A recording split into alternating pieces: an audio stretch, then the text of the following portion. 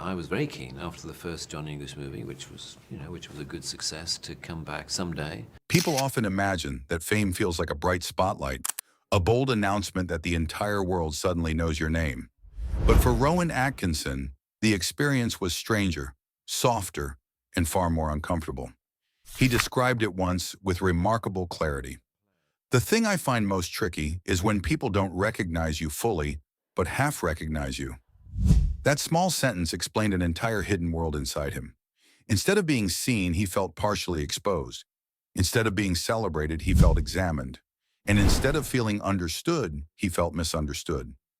Perhaps this was the first sign that fame was never the comfort people imagined it to be. To millions around the globe, Rowan Atkinson was the man whose face guaranteed laughter.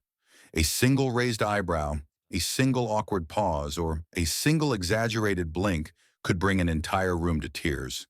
Children, parents, grandparents, all connected to the oddly universal charm of a quiet man who barely spoke, but somehow said everything. Yet behind the public persona lived someone very different, someone who rarely experienced the same lightness he brought to others.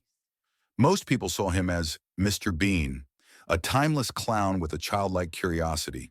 But the man behind the character lived with a lifetime of hesitation, silence, restraint, and a deep inner struggle that began long before the cameras ever rolled. To understand Rowan Atkinson, we must return to the small boy he once was, the boy who struggled to speak, the boy who felt like an outsider, and the boy who eventually learned to use silence as his greatest weapon. Growing up in the small English village of Consett, Rowan was known not for humor, but for his debilitating stutter. Every time he tried to speak in class, his words arrived late, tangled, and fractured. He became a prisoner inside his own sentences. Children can be cruel in ways adults quickly forget, and his classmates found endless amusement in the strange pauses, the prolonged sounds, and the halting breaths. Some teased him, some ignored him, some whispered that he was odd or strange or not normal. Rowan would later describe the experience without exaggeration. He said he felt alien, foreign, and disconnected from the world around him. The irony, of course, is almost unbelievable. The boy whose voice betrayed him would grow into a global comedic icon who barely needed to speak at all. But destiny often hides behind struggle, and perhaps Rowan's greatest pain became the seed of his most remarkable gift. Because he could not rely on his voice, he learned to command the world with his face, with his expressions, with the smallest movements of his body.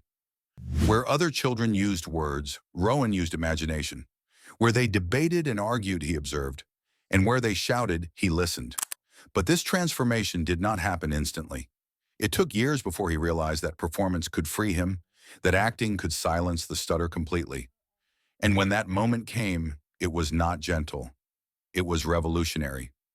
It was as if someone had turned a key inside him that unlocked a version of Rowan he never knew existed. For the first time, he felt control. For the first time, the weight lifted.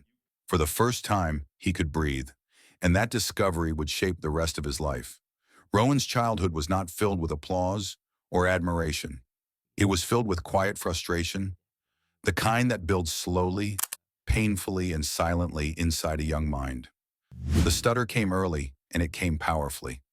In everyday conversations, he felt like he was wrestling against an invisible barrier that stood between his mind and his mouth.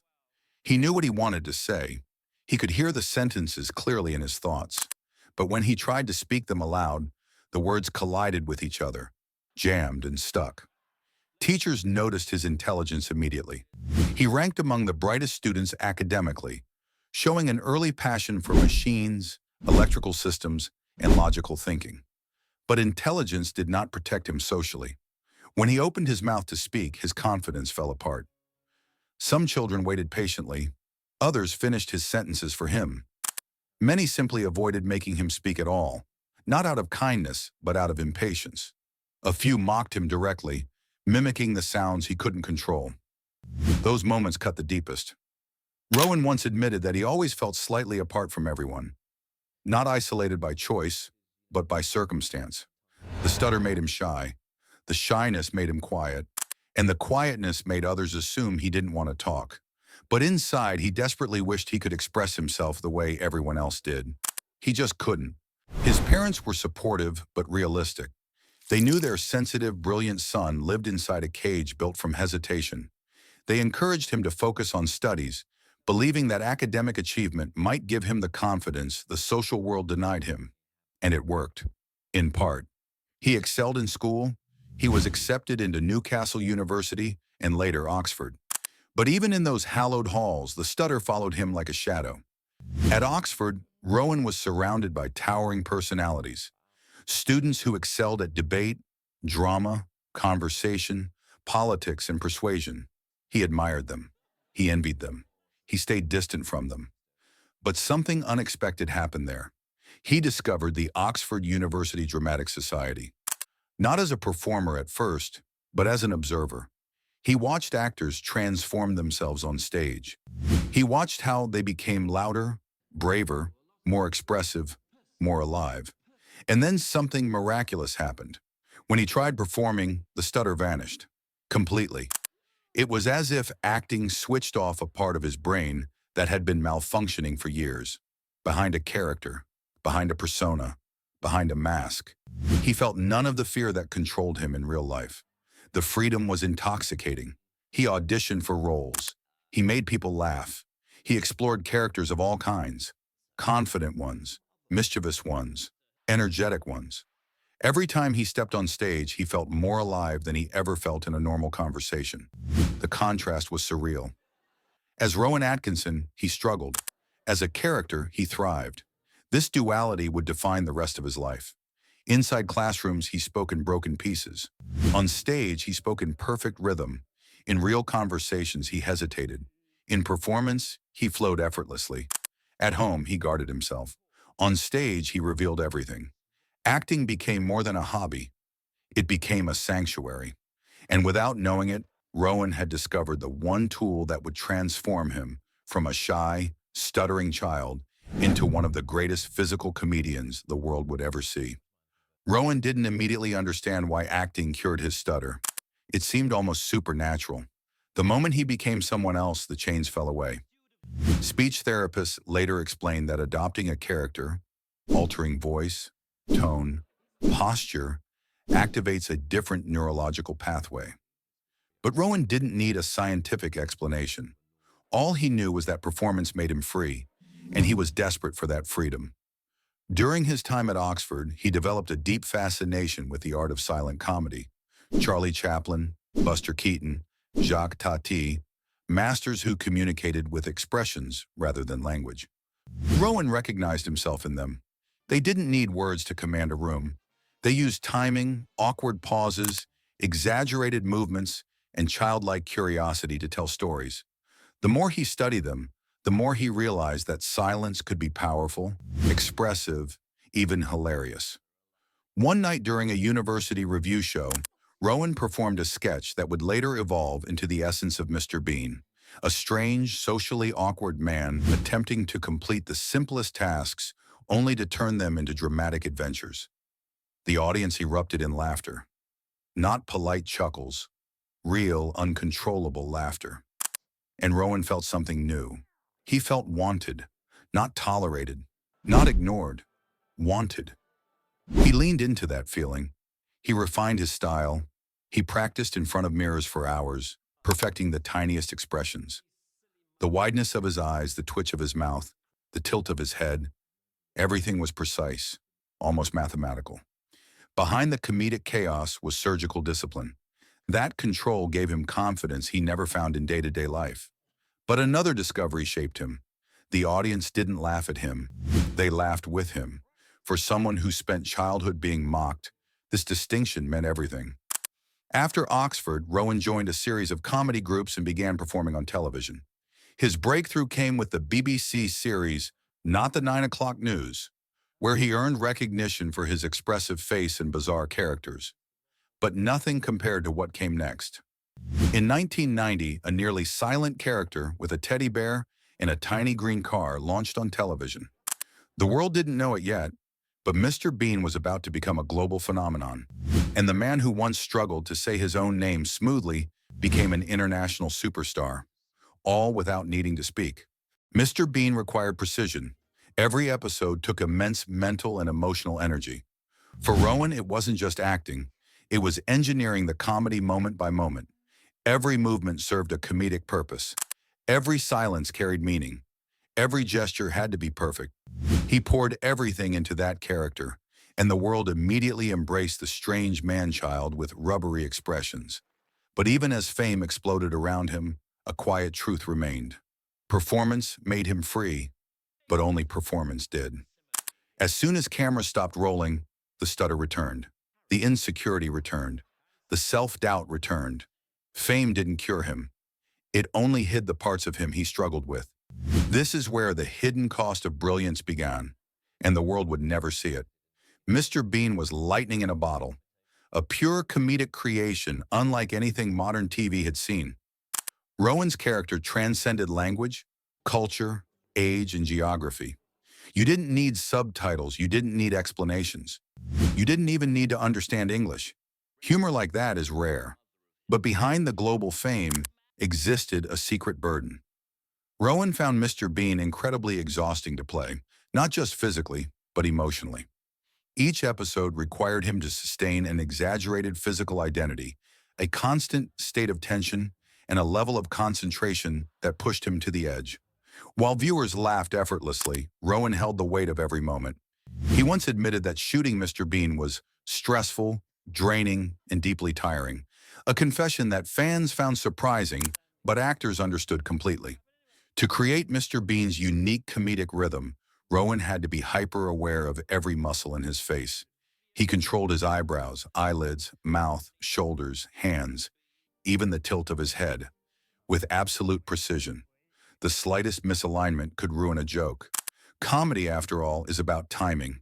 And Mr. Bean's comedy was timing multiplied by physical control. And Rowan wasn't just the actor. He was the creative mind behind almost every gag.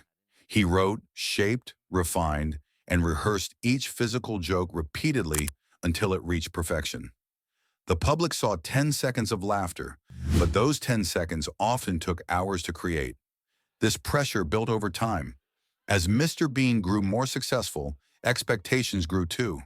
Fans wanted every episode to be iconic. Producers expected flawless execution. Directors trusted Rowan completely, which meant more weight on his shoulders. And Rowan, a perfectionist by nature, demanded even more from himself. But the deepest struggle wasn't the physical exhaustion. It was the emotional one. Rowan began feeling disconnected from the public's love. People adored Mr. Bean, the silly, awkward, innocent character. But few understood Rowan Atkinson, the introverted, private, intensely thoughtful man behind the mask. He worried that the world wasn't laughing because of him, but because of the character he built to hide behind. The half-recognition became worse. In public, people stared at him with uncertainty, as if expecting him to suddenly perform. Children tugged their parents' sleeves and whispered, "Is that Mr. Bean?" Adults froze, unsure if they should approach. Some fans were disappointed when he spoke normally, expecting the bumbling voice of the character. Others tried to provoke a funny face from him, not realizing that without the performance environment, it felt intrusive and uncomfortable. He often said he felt like a fraud, not because he lacked talent, his talent was undeniable, but because the version of him the world loved wasn't really him at all. It was someone he created to escape himself. Even worse, the stutter returned every time the camera stopped. The contrast was painful. Performing erased his stutter. Existing brought it back. It was like living in two bodies, one powerful, one vulnerable. This duality chipped away at him year after year. At the height of global success, Rowan privately longed for the end of Mr. Bean. Not because he disliked the character, but because the emotional toll became too large to carry forever. Mr. Bean made the world laugh, but he also drained the man behind the laughter. The world saw Rowan Atkinson as a comedic genius, a man who turned silence into an art and awkwardness into universal joy. But Rowan saw something else, a shadow behind the applause. He once admitted that he sometimes felt unworthy of the attention, as if the world admired a mask and not the human being behind it. This emotional distance grew stronger with every passing year. When fans approached him on the street, they wanted Mr. Bean. They wanted the exaggerated expressions, the clumsy gestures, the childish innocence. But Rowan couldn't become Mr. Bean in everyday life. That character required careful choreography. Without preparation, without context, without intention, it simply wasn't him. But people expected it anyway. And when he didn't perform, he watched the spark of disappointment flicker briefly in their faces. It stung each time. Psychologists often call this the persona trap, when the public falls in love with a character so strongly that the actor becomes invisible. Rowan lived inside that trap for decades. Whenever he tried to be himself, people struggled to understand him. Whenever he expressed seriousness or intellect, it clashed with the image they carried of him. And whenever he tried to speak in interviews, the stutter made him self-conscious all over again. He once compared fame to wearing a suit several sizes too small, glamorous from the outside but suffocating on the inside. Behind closed doors, Rowan wrestled with the idea that audiences celebrated the part of him that wasn't real. They didn't love Rowan Atkinson. They loved the exaggerated version of childlike absurdity he created. And that realization planted deep insecurities. He wondered whether he truly deserved his success. He doubted whether the applause belonged to him or to an illusion he built. Friends close to him described Rowan as thoughtful, analytical, private, almost shy. He disliked parties. He avoided crowds. He preferred engineering cars in his garage to walking red carpets. But the world expected the opposite. Fame demanded openness. Fame demanded constant availability. Fame demanded a persona. And Rowan didn't want that. This conflict between the private man and the public icon consumed him silently. Over time, the emotional burden grew heavier. Mr. Bean had become too powerful, too iconic, too defining. Rowan felt overshadowed by his own creation. He once joked that Mr. Bean was more famous than he would ever be. But beneath the joke was truth, a truth that haunted him. For years, he lived torn between gratitude and exhaustion. Grateful for the love, exhausted by the expectations. Grateful for the recognition, drained by the identity confusion. Grateful for the success, weighed down by the emotional cost of sustaining it. Yet through all the turmoil, one thing remained constant. He cared deeply about making people laugh, even when it hurt, even when it confused him, even when it drained him. Comedy wasn't an escape. It was a gift he gave willingly, even when the price was heavy. Today, at 70 years old, Rowan Atkinson carries a calmness that younger Rowan never had. He speaks openly, though still quietly, about the challenges of fame, the struggles of stuttering, and the strange dual life he lived for decades. With age came acceptance, and with acceptance came clarity. Rowan no longer feels the need to hide behind characters. He no longer measures his worth by audience applause. He no longer fears the disappointment of people who expected Mr. Bean in every interaction. Instead, he has embraced something simple, something powerful, something he spent most of his life avoiding: authenticity. He finally feels comfortable being Rowan. Looking back, he acknowledges that the greatest challenge of his career wasn't the physical comedy, the intense rehearsals, or even the pressure of global fame. The hardest challenge was learning to exist in the world without performance. Acting was easy, living was harder. He reflects on Mr. Bean with a mixture of pride and exhaustion. The character brought joy to millions, united cultures, and became one of the most recognizable icons in television history. Rowan is grateful for that, but he also knows that the emotional cost was real. He poured his fears, his insecurities, his silence, and his inner child into that character. And once he gave it to the world, he could never take it back. But the world today has finally begun to see Rowan Atkinson more clearly. Interviews, speeches, documentaries. Slowly, his real personality has emerged from behind the enormous shadow of Mr. Bean. And what people discovered surprised them. A thoughtful, articulate, deeply intelligent man with a sharp sense of humor and a passion for engineering, storytelling, and quiet reflection. Perhaps the most remarkable part of Rowan's story is not the fame he achieved, but the courage it took to reclaim his own identity. Many actors spend their lives chasing attention. Rowan spent his trying to escape it, and now in his 70s, he lives with the peace he always deserved. He still believes in the beauty of comedy. He still values silence.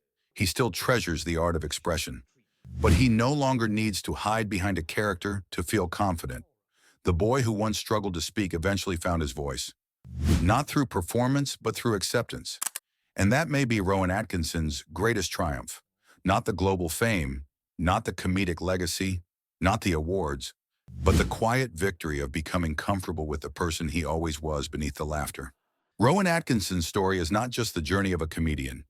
It is the story of a man who spent his life balancing two identities: the performer the world adored, and the quiet, reflective human being struggling beneath the surface.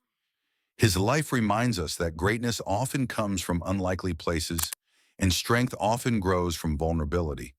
The child who stuttered felt alienated, isolated, and misunderstood. That pain shaped him.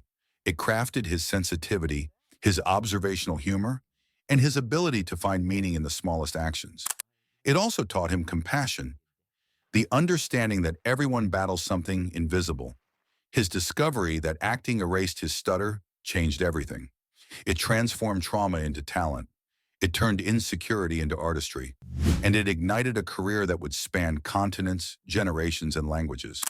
But even as Mr. Bean conquered the world, Rowan lived with the quiet fear that the applause wasn't meant for him, that people loved the mask, not the man, that the laughter belonged to someone he pretended to be.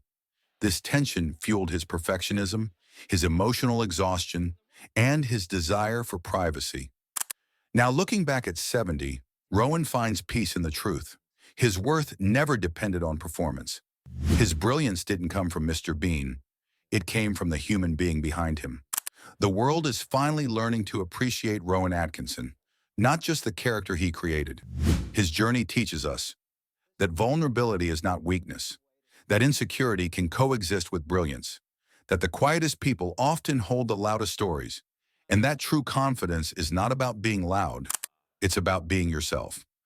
Rowan Atkinson spent a lifetime making others laugh, but his real story, the one behind the silent clown, is far more profound. It is the story of resilience, the story of transformation, and the story of a man who finally learned to recognize himself fully, even when the world only half recognized him.